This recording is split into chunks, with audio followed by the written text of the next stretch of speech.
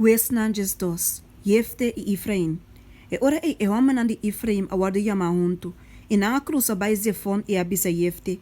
Pakiko bo a cruza by contra e homem de Amon, sin yama nos pa by kubo. Nos lo kima bo casco badeng. E Jefte bisanang, ami com mi pueblo da bati conflito grande com e homem de Amon. Ora me yama boso no librami for dinamang.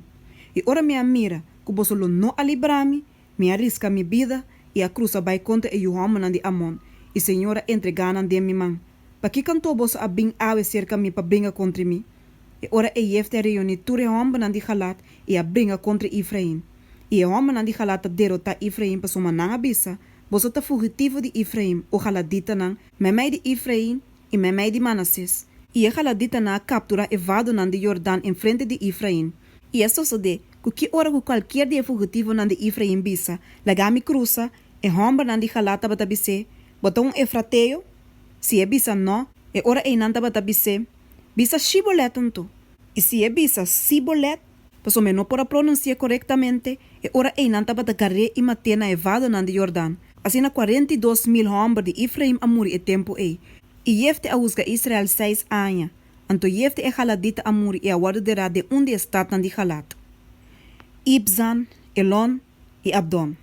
Agora depois de je, Ibzan de Bethlehem a usga Israel. E estava em 31 homens e 31 mulheres que ela casa fora de sua família. E ela teve 31 mulheres de outro lugar para seu homem. E ela usga Israel 7 anos. Anto Ibzan amuri e a guardará na Bethlehem. Agora Elon e Zabulonita a usga Israel depois de je. E ela usga Israel 10 anos. Anto Elon e Zabulonita amuri e a guardará na Ayalon na terra de Zabulon. Agora Abdon e o homem de Hillel e Piratonita a usga Israel depois de je.